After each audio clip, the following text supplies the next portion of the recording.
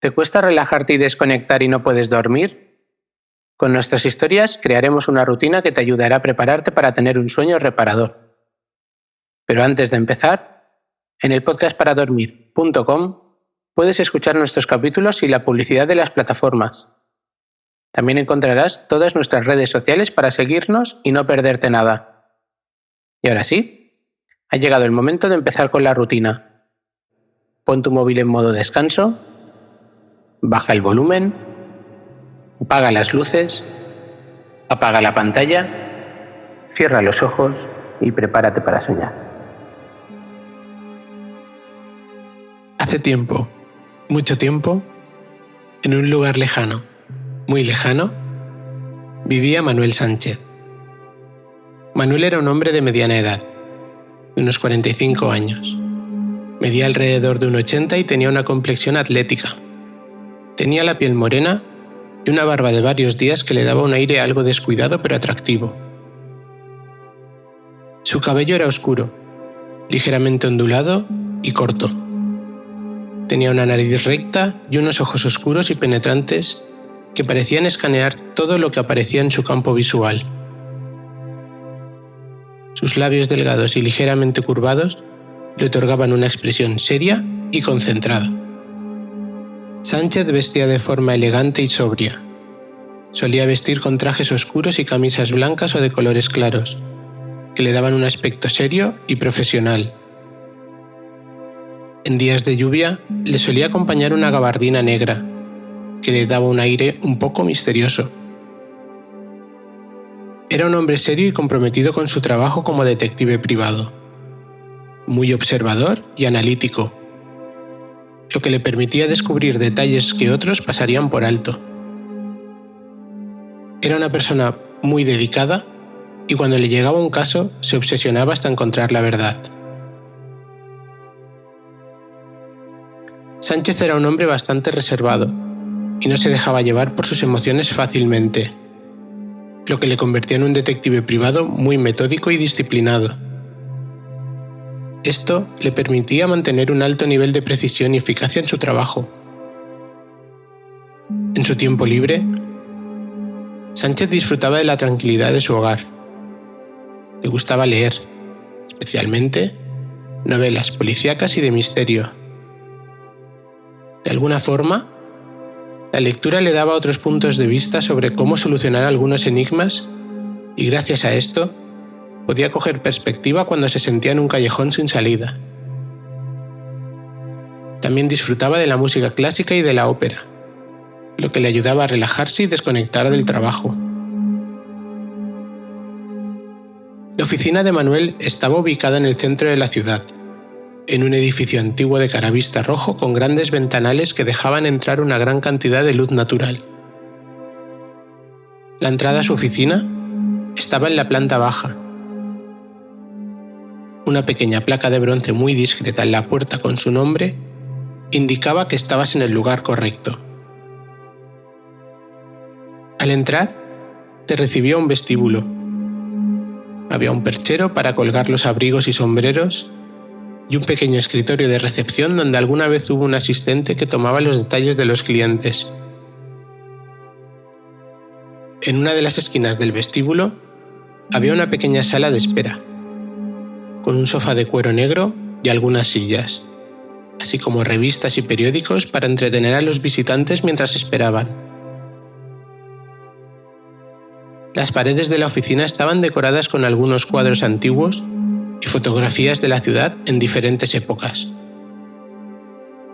Más allá del vestíbulo, se encontraba la oficina de Sánchez en sí. Una habitación espaciosa con paredes pintadas en tonos claros y suaves. Nada más entrar, al frente, se encontraba el escritorio.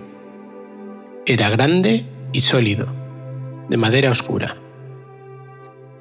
Había una gran cantidad de papeles y carpetas apiladas por encima, así como una máquina de escribir antigua y una lámpara de escritorio de bronce. Detrás del escritorio había una estantería de madera con numerosos libros y carpetas, todos debidamente etiquetados y organizados por tema y fecha. Era un espacio acogedor y elegante, con un ambiente tranquilo y profesional. Justo lo que necesitaba, pues cada persona que entraba debía sentirse cómoda para proporcionar el mayor número de información posible. Aquella mañana, Manuel se encontraba sentado detrás de su escritorio, con una expresión de concentración en su rostro. Tenía varias hojas de papel esparcidas frente a él, junto con una carpeta de archivos y una pluma estilográfica. Estaba repasando notas y apuntes sobre su último caso para hacer un informe y finiquitarlo. La Traviata de Verdi inundaba con su espíritu emotivo y poderoso toda la estancia. En un rincón de su escritorio tenía una taza de café humeante que iba bebiendo a sorbos mientras trabajaba. De vez en cuando tomaba un sorbo de la taza y luego volvía a adentrarse en toda la información que tenía delante. Cada cierto tiempo tomaba una breve pausa para estirar los brazos y la espalda antes de volver a su trabajo. Con la atmósfera que habían creado el olor a café y la música, todo parecía estar bajo control. Marta Fernández entró en la oficina de Sánchez con una expresión de preocupación en su rostro. Entró con paso apresurado, como si tuviera prisa por resolver un asunto importante. Marta era una mujer alta y delgada. Su cabello era largo, liso, de color castaño oscuro, y caía suavemente sobre sus hombros. Tenía un rostro ovalado y anguloso, con una nariz recta y unos labios finos y bien definidos. Sus ojos eran grandes y oscuros, con una mirada penetrante que parecía ver a través de la gente. Marta vestía con una blusa blanca y una falda negra que le llegaba justo por encima de sus rodillas.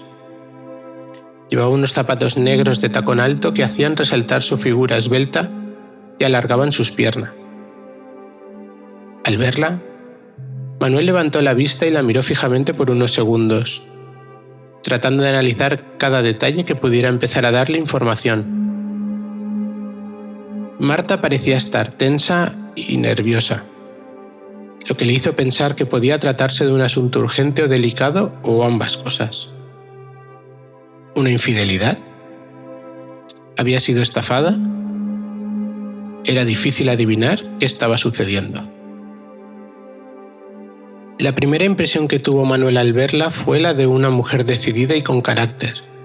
No se dejaba intimidar fácilmente y parecía tener una gran determinación en su forma de moverse. A pesar de su apariencia agitada, había algo en ella que transmitía seguridad y confianza, lo que generaba confianza en Manuel. Marta se sentó frente a Manuel, tomando un respiro antes de comenzar a hablar. Le miró fijamente y empezó a relatar su historia con una voz temblorosa. «Mi marido ha desaparecido», sentenció Marta con un tono de voz angustiado. «Es médico en el hospital y hace 3 días que no ha vuelto a casa. No sé qué ha pasado, pero estoy muy preocupada». Manuel escuchó con atención la historia de Marta, tomando nota de todos los detalles importantes. Le preguntó si había hablado con la policía, pero ella respondió que no quería involucrarles todavía. Tenía la esperanza de que pudieran encontrar a su marido sin necesidad de que la policía se metiera en el asunto. Manuel notó la preocupación y el miedo en los ojos de Marta y decidió ayudarle en lo que pudiera. Comenzó a hacerle preguntas para obtener más detalles sobre el paradero de su marido y cualquier otra información que pudiera ser relevante. Le preguntó si había habido alguna situación reciente en su vida que le hubiera causado estrés o ansiedad, si había alguna persona que pudiera tener algún motivo para causar daño a su esposo. También le preguntó si había notado algún comportamiento extraño en su esposo recientemente o si sabía si su esposo tenía alguna deuda o problemas financieros. Marta respondió a las preguntas de Manuel con la mayor cantidad de detalles que pudo recordar. Le explicó que su esposo, el doctor Antonio Cortel, Era una persona tranquila y no había tenido problemas recientes en su vida que pudieran haber llevado a su desaparición. También dijo que no conocía a nadie que pudiera tener motivos para causarle daño a su esposo y que no había notado ningún comportamiento extraño en él recientemente. Manuel le pidió a Marta que le diera una descripción detallada de su esposo, incluyendo su apariencia física, ropa que llevaba ese día y cualquier información adicional que pudiera ser útil en la búsqueda. Marta dijo que su esposo era un hombre de mediana edad, de complexión delgada y cabello corto y oscuro. Ese día, Antonio llevaba un traje gris y una corbata azul. Además le dijo a Manuel que siempre llevaba consigo su teléfono móvil. Juntos, trazaron un plan para buscar a su marido. Manuel se ofreció a ir al hospital para averiguar si alguien había visto a su esposo allí. Marta se sintió aliviada al ver que Manuel estaba dispuesto a ayudarle y le agradeció sinceramente su ayuda. Manuel sabía que la situación era delicada y que debía actuar con rapidez para encontrar al marido de Marta. Sabía que debía ser cuidadoso y discreto, ya que no quería llamar la atención innecesariamente. Se dirigió al hospital donde trabajaba el esposo de Marta, en busca de información adicional que pudiera ayudar en la investigación. Una vez allí, comenzó a hablar con los colegas de Antonio para ver si alguien había visto o sabía algo sobre su desaparición. Sin embargo, para su sorpresa, nadie en el hospital parecía saber nada acerca de la desaparición de Antonio. Los colegas que trabajaban con Antonio le dijeron que todo parecía normal. También dijeron que Antonio no había mencionado nada sobre tener algún problema personal o preocupación. Manuel habló con Carmen, la responsable de seguridad del hospital, para ver las cámaras. Tras tantos años trabajando, tenía muchos contactos y favores por cobrar. Las imágenes mostraban a Antonio hablando por teléfono. No podía escucharle, pero por su lenguaje corporal parecía estar muy agitado. Revisó las imágenes con más detenimiento, intentando ver algo más que pudiera proporcionarle un hilo del que tirar. Tras varias revisiones, se dio cuenta de que en una esquina de la grabación, entre unos arbustos, aparecía durante unos segundos una persona. ¿Le estaban siguiendo? Carmen vio la cara de Manuel y le dijo: "El que aparece en las imágenes es Martín, el jardinero. Vive en una pequeña aldea". Manuel agradeció toda la ayuda de Carmen y salió sin demora en busca de Martín, ya que podría tener una información valiosa que pudiera ayudar en la investigación. Cogió su coche y se dirigió hacia la pequeña aldea. El camino hacia ella era hermoso, rodeado de campos verdes y montañas en el horizonte. A medida que se acercaba a la aldea, comenzó a ver pequeñas casas de piedra y a la gente ocupada en sus tareas cotidianas. Finalmente, llegó y comenzó a preguntar por Martín. La gente en la aldea le conocía bien y le dieron las indicaciones necesarias para encontrar la casa. Manuel caminó por las estrechas calles y llegó a una pequeña casa de piedra con un pequeño jardín al frente. Llamó a la puerta y después de un momento, la puerta se abrió y apareció Martín, con su característico delantal y con un ramo de flores en la mano que acababa de cortar. Manuel, con una amplia sonrisa, dijo: «Muy buenas tardes, soy Manuel Sánchez, detective privado, y estoy investigando la desaparición del Dr. Cortel». Martín, agitado ante aquel anuncio, invitó al investigador a pasar a su casa. Era modesta pero acogedora, con muebles rústicos y decoración sencilla. Martín le invitó a sentarse en unos sillones de madera y le ofreció un vaso de agua fresca mientras dejaba en un búcaro las flores que llevaba en la mano. Manuel le contó un poco más en detalle la investigación sobre la desaparición del Dr. Cortel y de cómo le había llevado a una grabación de seguridad donde aparecía él. Martín asintió con la cabeza. Sí, recuerdo ese momento porque Antonio estaba muy nervioso. De pronto hablaba a gritos, de pronto susurraba para no llamar la atención. ¿Recuerdas algo de la conversación? Hablaba con una mujer. Creo que se llamaba Lucía, pero no tengo ni la menor idea de qué hablaban. Yo estaba a mis cosas y aunque sus gritos sí llamaron mi atención, tampoco puse mucho interés en la conversación, terminó de decir Martín mientras se encogía de hombros. Manuel agradeció la ayuda de Martín. Por lo menos tenía un nombre, pero ¿quién era Lucía? Con más preguntas que respuestas, salió de casa del jardinero, no sin antes darle su teléfono y diciéndole que si alguna vez necesitaba ayuda, que no tuviera ningún tipo de duda en pedírsela. Manuel volvió a la ciudad en su coche, pensando en lo que Martín le había contado sobre la conversación de Antonio y en la posible conexión con Lucía. Decidió que el siguiente paso sería hablar con Marta y preguntarle sobre Lucía, a ver si la conocía o podía darle algo de información. Mientras conducía, Manuel se mantuvo concentrado en sus pensamientos, tratando de unir todas las piezas del rompecabezas en su mente. Recordaba la descripción de Marta sobre su marido, su personalidad y su comportamiento en los días previos a su desaparición. También pensó en la información que había obtenido de las cámaras de seguridad y de Martín, el jardinero. De momento, la única clave para encontrar a Antonio estaba en descubrir quién era Lucía y qué relación tenía con él. Si lograba encontrar a esa persona, tal vez podría obtener alguna pista sobre su paradero. Cuando llegó a su oficina, Manuel se sentó en su escritorio y empezó a buscar información sobre Lucía en internet y en otras fuentes. No encontró nada útil, por lo que decidió llamar a Marta para hacerle algunas preguntas. Manuel sacó su teléfono y marcó el número de Marta. Después de un par de tonos, ella contestó. ¿Sí?, dijo con voz un poco ansiosa. Hola Marta, soy Manuel.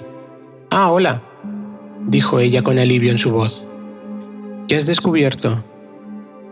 Bueno, encontré al jardinero que estaba trabajando en el hospital ese día, empezó a explicar Manuel. Me dijo que escuchó al doctor Cortel hablar por teléfono de manera agitada. También me dijo que escuchó el nombre de la persona que estaba al otro lado del teléfono. Lucía. No conozco a ninguna Lucía, respondió Marta con una pizca de frustración en su voz. ¿Pero crees que podría estar relacionada con la desaparición de Antonio? No lo sé, pero es posible, dijo Manuel. Por eso quería hablar contigo. ¿De verdad no tienes ni idea de quién podría ser? No, la verdad es que no, dijo Marta. Pero si descubres algo más, por favor, avísame. Claro, lo haré, respondió Manuel. Y si se te ocurre algo, no dudes en llamarme. Después de intercambiar un par de frases más, Manuel colgó el teléfono. Tenía la sensación de que Lucía podía ser una buena pista, pero no sabía nada más de esa misteriosa persona. De momento, era un callejón sin salida, aunque sabía que la mayoría de veces los callejones sin salida tenían una puerta secreta. La clave era saber dónde buscar. Manuel pensó que el único punto donde podía buscar era en el hospital, concretamente en el despacho de Antonio. Esperaba que Carmen, la responsable de seguridad, pudiera ayudarle de nuevo. Después de que Manuel y Carmen hablaran en el pasillo del hospital, ésta le dio un pase de seguridad que abría la puerta del despacho. Manuel tomó el pase y después de esperar unos minutos para asegurarse de que nadie le estaba viendo, se acercó a la puerta del despacho y la abrió. Una vez dentro, se movió rápidamente hacia el escritorio del doctor Cortel. Buscó entre los cajones del escritorio, pero no encontró nada relevante. Encendió el ordenador y se puso a buscar en los archivos. Carmen le había dado una contraseña que funcionó a la primera. Manuel revisó cuidadosamente los archivos en el ordenador, buscando cualquier cosa que pudiera relacionarse con Lucía. Después de varios minutos de búsqueda, no encontró nada. Mientras revisaba los archivos de la estantería, cayó una carta al suelo. Estaba dirigida a Lucía y parecía escrita por Antonio. Hablaba sobre su arrepentimiento por no haber estado presente como padre en su vida. En el sobre que contenía la carta había una dirección. Manuel se encontraba en un dilema. Por un lado, sentía la necesidad de informar a Marta sobre su hallazgo y pedirle su opinión. Pero por otro lado, también quería investigar por su cuenta sin interrupciones. Después de pensar un momento, decidió que la mejor opción era ir directamente a la dirección que encontró en la carta. Manuel salió del despacho de Antonio y se dirigió a la salida del hospital, no sin antes pasar por el puesto de Carmen y devolverle la tarjeta y darle las gracias. Decidió que primero iría a la dirección de Lucía y si no la encontraba, entonces llamaría a Marta para pedir su ayuda. Mientras conducía, se preguntaba si había tomado la decisión correcta sobre no hablarle a Marta sobre la carta e ir directamente a la dirección. Se sentía un poco culpable por no involucrarla en la búsqueda de su esposo, pero también quería asegurarse de que no hubiera problemas si encontraba a Lucía.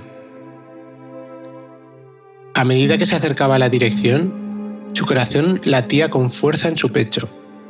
Se preguntaba cómo sería Lucía y si tendría alguna información sobre la desaparición de Antonio.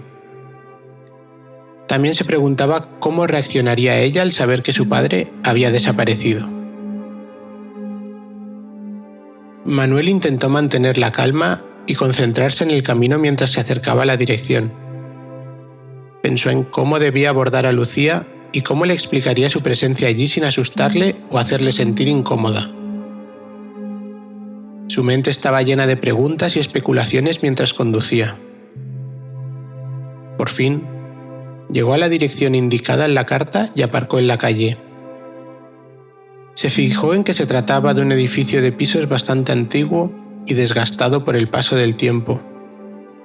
Al salir del coche, se sintió un poco nervioso.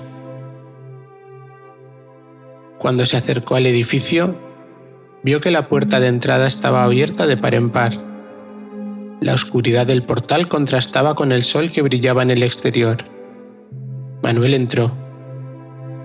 El suelo de baldosas sonaba con cada uno de sus pasos y hacía eco en el pasillo vacío. Mientras subía las escaleras, Manuel se sintió cada vez más nervioso. Preguntó si Lucía se encontraría allí y si estaba dispuesta a hablar con él. También se preguntaba qué relación tenía con Antonio porque éste nunca habló de ella. Al llegar, llamó al timbre y a la puerta varias veces, pero nadie contestó. Manuel intentó escuchar si había algún ruido en el interior del piso, pero no oyó nada. Buscó alguna ventana o balcón que pudiera abrir, pero todas estaban cerradas. Decidió que tenía que forzar la cerradura de la puerta para poder entrar. Sacó sus ganzúas, las introdujo en la cerradura y empezó a forzarla. Después de unos minutos de esfuerzo, la cerradura cedió y Manuel consiguió abrir la puerta. Entró en el piso, que estaba oscuro y silencioso. Encendió la luz y empezó a buscar pistas que pudieran indicar dónde estaba Antonio o Lucía. Justo cuando se estaba preparando para llamar a Marta, un vecino salió de su piso y se acercó a él con curiosidad. «Disculpe, ¿busca a alguien?» Sí, estoy buscando a Lucía. ¿Vive aquí, verdad?», respondió Manuel con la esperanza de obtener alguna información. El vecino frunció el ceño. Sí, vive aquí, pero debe estar de viaje. Hace días que no la veo. Vaya, quería darle una sorpresa. ¿Otra vez será?, dijo Manuel sonriendo. El vecino empezó a bajar las escaleras y se fue. Manuel pegó un vistazo general del apartamento y se dio cuenta de que parecía vacío y sin habitar. Comenzó a caminar lentamente por la sala de estar, examinando cada detalle en busca de alguna pista sobre Lucía. Miró los muebles, los armarios y los cajones, pero no encontró nada relevante. Decidió entonces revisar las habitaciones. Se dirigió a la primera habitación, que parecía ser un dormitorio. La cama estaba hecha y no había rastro de ropa en los cajones ni en el armario. Pero algo llamó su atención. Había algo llamativo en una pequeña estantería en una de las paredes. Se acercó a ella y vio que había varios libros y folletos sobre una secta llamada La Luz Interior. Manuel tomó uno de los folletos y empezó a leerlo detenidamente. Mientras leía, se dio cuenta de que los escritos de la secta parecían estar dirigidos a personas en momentos de crisis y con un fuerte deseo de encontrar una guía espiritual. Pensó que quizás Lucía se había unido a la secta por una razón similar. Siguió revisando los libros y folletos y encontró una dirección de correo electrónico. Manuel decidió tomar una foto del folleto y la dirección de correo electrónico con su teléfono, para investigar más tarde. Salió del apartamento, cerró la puerta detrás de él y se quedó en el pasillo tratando de procesar la información que acababa de descubrir. El siguiente paso era seguir investigando sobre la secta a la que Lucía parecía pertenecer. A través de Internet, buscó información y finalmente encontró un foro donde se discutía sobre las reuniones de la secta. Manuel investigó más a fondo y acabó encontrando una dirección asociada. Se trataba de una vieja casa en las afueras de la ciudad. Manuel decidió ir allí en persona para averiguar más sobre la secta y quizás encontrar más pistas sobre el paradero de Antonio. Manuel llegó al lugar donde se reunía la secta. Al acercarse, se dio cuenta de que no había señales de actividad reciente. No había coches aparcados ni luces encendidas en el interior. Manuel decidió alejarse un poco de la casa y se acercó a un árbol cercano para observar desde una distancia prudencial. Desde allí, escrutó la casa, pero no pudo ver nada en particular. Parecía estar cerrada y desierta. No había ruido ni movimiento dentro. Decidió que tenía que investigar más a fondo y se acercó a la entrada de la casa. Allí, intentó abrir la puerta, pero estaba cerrada con llave. Empezó a rodear la casa, buscando una entrada alternativa. Después de un rato, encontró una ventana en la parte trasera de la casa que parecía estar abierta. Con cuidado de no hacer ruido, se acercó a la ventana y miró el interior. A pesar de la oscuridad, pudo distinguir que no había nadie en la habitación. Manuel decidió que era seguro entrar en la casa a través de la ventana. Se subió con cuidado al alféizar y se deslizó hacia el interior. Una vez dentro, se encontró en una habitación oscura y polvorienta. Miró a su alrededor y se aseguró de que no había nadie allí. Decidió seguir explorando la casa en busca de cualquier pista que pudiera ayudarle a descubrir más sobre la secta. Siguió adelante y encontró varias habitaciones vacías, todas en la misma condición desierta y polvorienta. Tras revisar toda la casa, únicamente le faltaba por abrir una puerta que había encontrado cerrada con llave. Sacó de nuevo sus ganzúas y con gran facilidad la abrió. Se encontró con un sótano oscuro y húmedo. Al encender la luz, se quedó perplejo al ver a Antonio sentado en una silla, claramente desmejorado. Manuel corrió hacia él y le ayudó a ponerse en pie. Antonio parecía desconcertado al ver a un desconocido que parecía ir en su ayuda. Manuel le contó a Antonio que Marta había acudido a él para buscarle. Antonio, aliviado, le dijo que había descubierto que Lucía, una hija secreta que tenía, pertenecía a una secta y le había pedido ayuda para salir de ella. Antonio intentó ayudarle, pero la secta le descubrió y aunque Lucía consiguió escapar, a él le secuestraron para evitar que les denunciara. Antonio contó a Manuel que cuando comenzó a investigar la secta, encontró pruebas de sus actividades ilegales y las guardó en un lugar seguro de su casa. Ambos se dirigieron a la vivienda de Antonio. Cuando llegaron, una sorprendida Marta les recibió. Antonio le dio un fuerte abrazo y con lágrimas en los ojos le confesó la existencia de Lucía y todo lo que había ocurrido. Marta se quedó en shock. Sin embargo, ya habría tiempo de reproches y explicaciones. Ahora la prioridad era llevar toda la documentación a comisaría y acabar con aquel grupo. Y así hicieron. Todos los documentos que había recopilado Antonio eran más que suficientes para detener y encarcelar a la cúpula de la secta. Habían pasado varios días desde que Manuel y Antonio desmantelaron la secta. Durante ese tiempo, Manuel había estado en contacto con la policía y las autoridades para asegurarse de que se estaban tomando las medidas necesarias para llevar a cabo las investigaciones y arrestos correspondientes.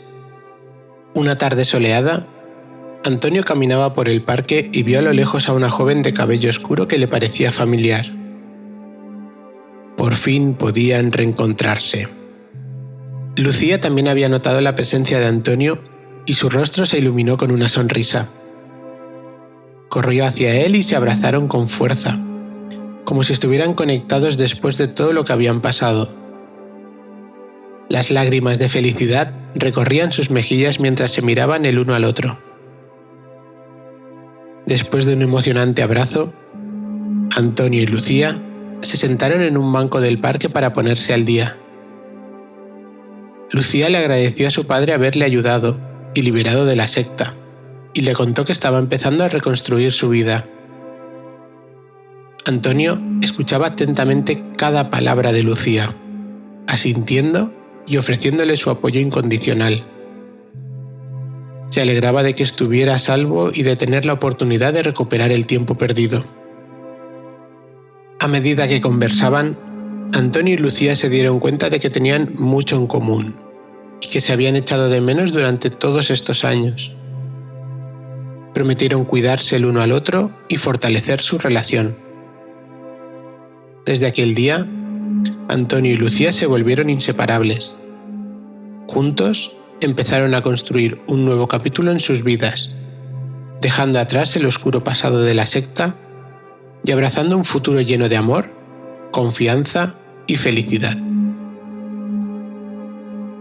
Manuel estaba sentado en su cómodo sillón, apoyando la cabeza en su mano y contemplando el escritorio ordenado frente a él. Había resuelto el caso de Antonio y se sentía satisfecho con su trabajo. Manuel se recostó en su silla y cerró los ojos y se durmió, agotado después del intenso trabajo que había realizado.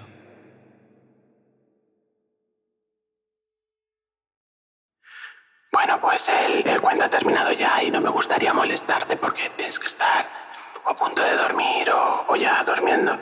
Pero me gustaría agradecerte que nos hayas escuchado y que, vamos, ahora no cojas el móvil, pero mañana por la mañana o durante el día cuando tengas un ratito, entras en el podcastparadormir.com y nos puedes seguir en redes sociales o contarnos qué te están pareciendo nuestras historias. Así que nada, descansa muchísimo y hasta mañana.